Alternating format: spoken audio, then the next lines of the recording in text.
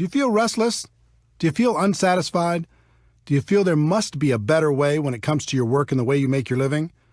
The good news, there is a better way, but it's different than what you were taught in school. Let me explain.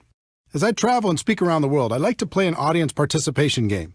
I ask people to help me create the ultimate business and to tell me specific things they'd like to have in that business and the things they'd like to avoid. It always makes for a very interesting list. If we were face to face, I'd do the same thing with you now, but since we're not, let me summarize what people from over 30 countries have told me while creating what I like to call the perfect career list. People usually start naming things they don't want. No boss, no commute, no alarm clock, no employees, no politics, no compromises, no discrimination, no educational requirement. And then as people start to use their imagination in a more positive way, they start to visualize some positive attributes. Something positive, great product or service, unlimited income, residual income, enjoy the people you work with, time freedom, something meaningful, personal growth, lots of perks, international, contribution to worthy causes, low risk, low startup cost, economy proof, tax benefits, fun. Now you might add some attributes of your own, but wouldn't you agree that's a pretty good start? Imagine being able to enjoy a career with those attributes. All jobs that I know of fall into one of 5 categories: blue collar, white collar, sales, traditional business ownership, and investing. Blue collar careers. Here's the Wikipedia definition of blue collar. A blue collar worker is a member of the working class who performs manual labor. My definition is somebody who labors to fix something, make something, clean something, build something, or service something or someone. In my life, I've worked many blue-collar jobs, and for anyone who's ever engaged in this line of work, there's a certain satisfaction in a job well done. But here's the big question. Can blue-collar work deliver on the perfect career list? The obvious answer is no. Sure, it can deliver on some of the attributes. It might have a great product and a low startup cost or any number of other individual items on the list. But if you really look at it, blue collar just can't get you where you want to be. Not the perfect career. White collar careers. Here's the Wikipedia definition of white collar. The term white collar worker refers to a person who performs professional, managerial, or administrative work, in contrast with a blue collar worker whose job requires manual labor. Typically, white collar work is performed in an office or cubicle. My definition is a person who's employed by someone else to do work other than manual labor or sales. Many people choose a white-collar career as it's one of the most socially acceptable of the options available. It has long been viewed as the safe and secure option. Recently, that's changed. The implied contract that if you're loyal to the company will be loyal to you is long gone. I've also been a white-collar worker in my career. In my experience, there are 2 types of people who do this type of work: achievers and hiders. Achievers are the people who want to perform at a high level. They are ambitious, motivated, and energetic. They are full of ideas and want to move up the corporate ladder, which are great attributes to have. But there is a downside for the achiever. The moment a person decides to be an achiever, they become a target. Their boss sees them as threatening to their job, so they start to hold them down or take shots at their reputation. Their peers see them as a person who will either embarrass them or keep them from getting a promotion, so they start to do what they can to undermine their accomplishments. So to remain an achiever and survive in this hostile environment, a person must become good at one thing that has nothing to do with their productivity, and that's politics. They must learn how to navigate the political world by diminishing their enemies and strengthening their relationship with powerful people. In fact, some of the most successful people in the corporate world aren't achievers at all. They're just pure politicians. So if you decide to work in the corporate environment and to be an achiever, you must accept the fact that you must become a good politician also. Now let's talk about the hiders. These are the people who hate politics but still need a job. They learn not to be the ambitious achiever. They don't stand out. They don't speak up in meetings. They don't bring new ideas. They hide. They keep their heads down and do as they're told. They do just enough so they aren't talked about negatively. They survive. And this has worked for decades. But in the new economy, it's becoming much more difficult to hide, and people are running out of time. So back to our perfect career list. Can a white-collar job deliver on the list? Again, the clear answer is no, certainly in not very many areas. Sales. Some people choose to get away from being an employee and get involved in a sales career. This is certainly more adventurous because typically salespeople are paid on their production instead of by the hour. I've known thousands of salespeople. There's a common theme I've noticed over the course of my career. The typical salesperson will have a period of time where everything goes perfectly. Everything they touch turns to gold, and they make some really good money. As soon as that happens, they almost always set their lifestyle to that level of income. They buy a new house, get new cars, put their kids in better schools, purchase a vacation home, the works. Everything's great for a while. And then something changes. The company changes the compensation plan. Their territory gets reduced. A competitor shows up. They lose their best customer. The economy goes into recession. New technology makes their offer less valuable, or government regulations change their industry. These are just a few examples. There are hundreds more reasons why the salesperson's world could, and probably will, get more complicated. When that happens, with the big lifestyle they've developed, now 40 hours a week isn't enough to pay the bills. So they go to 50 hours a week, and then 60, and then 70. And then their life gets very small. Yes, they have the stuff, but they don't have the time to enjoy it. The other challenge for the sales career is, no matter how a person does, they still start at zero the next day. It can be tiring to live under that kind of pressure over a long period of time. Can a sales career pay the bills? Sure. But can it deliver on the perfect career we described earlier? Again, the answer is no. Traditional business ownership. Some people opt for the big dream, building their own business where they're the boss and they call the shots. It's an exciting idea, isn't it? Here's the reality for most people. Step 1. They use their life savings, take on new debt, and many times borrow money from friends and family to get started. Step 2. They take on more debt in the form of leases and personal guarantees in just about every direction. Step 3. Now, instead of focusing on what they're good at, let's say they were great at sales and decided to start their own business, they have to be all things to all people. They act as attorney for legal matters, accountant for financial matters, babysitter for employee matters, negotiator for purchasing matters, and collection agency for accounts receivable matters. They even get to take out the garbage. They're doing everything but selling, which is what they were good at in the first place. Step 4. They struggle. Instead of owning the business owns them. They're the first person to work and the last person to leave, and after everyone else gets paid, they might be able to take home enough money to pay their own bills, let alone reduce the debt they incurred to start the business in the first place. Step 5. They succeed or they fail. They either hit a point down the road where the business is successful, or they fail, many times filing for bankruptcy and falling back into a corporate or sales job. And even if they are successful, that usually means a lifetime of long hours and stress. Sounds romantic, doesn't it? If you haven't started your own business before, ask friends who have if this description isn't accurate. Most people who start their own traditional business aren't worried about getting a return on their investment. They just want a return of their investment. It's pretty clear that traditional business ownership can't provide the perfect career as we've described it. The investor. The last category of ways to earn a living in the world today is to be an investor. And what do you need to become an investor? Money, right? If you don't have a lot of money, it's going to be very difficult to earn a living from the return on your investments, especially if you try to be conservative to reduce the risk of loss. But let's say you do. What's the next thing you need in order to be a successful investor? You need to have incredible knowledge and skill. I know more people than I could count who were skillful real estate investors over the years. But when things radically changed in the real estate market, their skill couldn't help them. They lost big. Would you like to invest in someone's traditional small business? Good luck. In most cases, you won't be an investor. You're more likely to be a philanthropist. How about the stock market? People do great there, don't they? A few do, at least from time to time. But I know more people who've lost than have won, especially in the past decade. It's very difficult to have guaranteed returns when you're not in control. And trust me, as an investor, you are not in control. Anything can happen, and it can happen overnight. Let me tell you a story to illustrate that point. In late 2001, I was living large. I'd sold a company I co-founded and was working as a very highly paid consultant. For my part of the sale, I received approximately 170,000 shares of stock in the new company.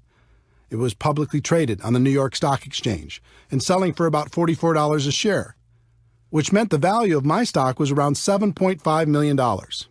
I had big income and a great portfolio. Life was good.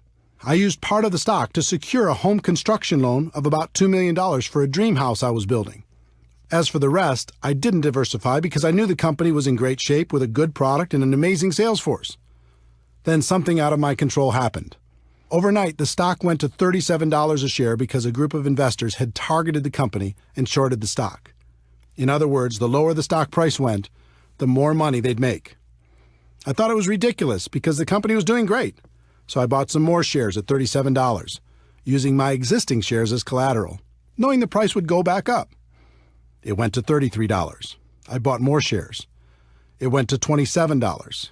I started getting margin calls, which meant if I didn't send them money, they were going to start selling my shares to cover the losses. I didn't have it to send. The stock continued to go down. It went all the way to $10 a share, and my $7.5 million was gone. Poof. All in less than 90 days. Now, the stock eventually came back and the company was taken private for $65 a share, but I wasn't there to capitalize on it. I was wiped out. Could I have been smarter? Sure. Did I make mistakes? Absolutely. But here's the lesson. If you're going to be an investor, you have to accept that things will be taken out of your control from time to time. And when that happens, it can be very expensive. So back to our perfect career list. Can being an investor deliver on that list? I don't think so. We've talked about blue-collar work, white-collar work, sales, traditional business ownership, and investing. And none of them can deliver on our perfect career list. So is the perfect career even possible? The answer is yes, but to get there, you need to understand that everything is changing. The old models of compensation are dead or dying, and we are going through the biggest economic shift in any of our lifetimes. The new economy, the world as you know it, has changed. For the people who don't recognize that fact, it will be the worst of times. For the people who do, it will be the best of times. Over the last 100 years, an interesting phenomenon occurred. The rise of the corporation became the standard in society. The safe and respected place for people to exist in the world was as an employee. Step 1, go to school and learn how to be an employee. Step 2, find a company that will employ you. Step 3, work for that company for 40 years. Step 4, retire. In recent decades, the promise of being rewarded by the company for your loyalty and hard work has been exposed as a myth. People began to realize the loyalty they were giving to their company was not being given in return. So a different process evolved. Step 1, go to school to learn to be an employee. Step 2, find a company that will employ you. Step 3, switch companies for various political or economic reasons every 3 to 5 years over the course of your career. Step 4, find that you can't retire comfortably after 40 years, so you keep working. And now we're going through the biggest shift in any of our lifetimes. For a century, companies have paid people by the hour, by the week, or by the year. That's changing on a global level. The world is moving towards a performance economy, and it's already happening. Here's what that means. In the future, you're only going to be paid for performance. You won't be paid for your time anymore. Servers in the food industry already live in this model. They get a very low hourly wage required by law, and they make their living through tips based upon their performance. If you can imagine the same model being applied to virtually every job in the world, you'll see what's coming. The person cleaning the rooms in a hotel won't be paid by the hour anymore. They'll be paid by the room. For office workers, here's an example. A person has a $60,000 annual salary. Step 1, the company will lower that salary to something like $50,000 because with today's marketplace, there's other people who will take the job for a lower amount. Step 2, they'll reduce their base salary to something like $20,000 a year. Step 3, they'll tell that person that they can get an additional $30,000 over the year if they hit certain performance benchmarks on a monthly basis. In other words, if they hit their numbers, they can make an additional $2,500 a month. Now the pressure's on and the company's loving it. If you don't hit your numbers, they can save even more money. If you do hit your numbers, guess what's in your future? They're going to raise your requirements. Unless you are extremely specialized, this will happen to you if it hasn't already. Count on it. and it will happen in every single profession worldwide. The evolution has begun. Why is this happening? One, it's a better model for the company. They'll get better results with less expense. Two, the new economy needs fewer people, so the company has more people competing for fewer and fewer jobs. Let me explain why the new economy needs fewer people. The exponential rise of technology has changed everything. Over 100 years ago, 90% of the population worked in agriculture. Today, because of dramatic efficiencies, it's less than 1%, and the farming jobs are gone. Remember customer service call centers where you talk to people? Today you talk to a machine, and those jobs are gone. Remember when companies had a massive amount of salespeople? Now people order online, and those sales jobs are gone. Remember Blockbuster Video and all of its employees? Now people watch movies on their handheld or tablet devices, and those jobs are gone. I love books, but go to your local bookstore while you can. They'll be history soon, and so will the jobs provided by those stores. I could go on through virtually every work category in the world. Technology and efficiency are eliminating jobs every single day, and there's nothing we can do to stop it. In fact, it's only going to accelerate. If you're sitting there waiting for the economy to bounce back and for jobs to return, don't. They aren't coming back. Just like the children of farmers saw the handwriting on the wall and left farming for new vocations, the same thing is happening for people working in old economy jobs.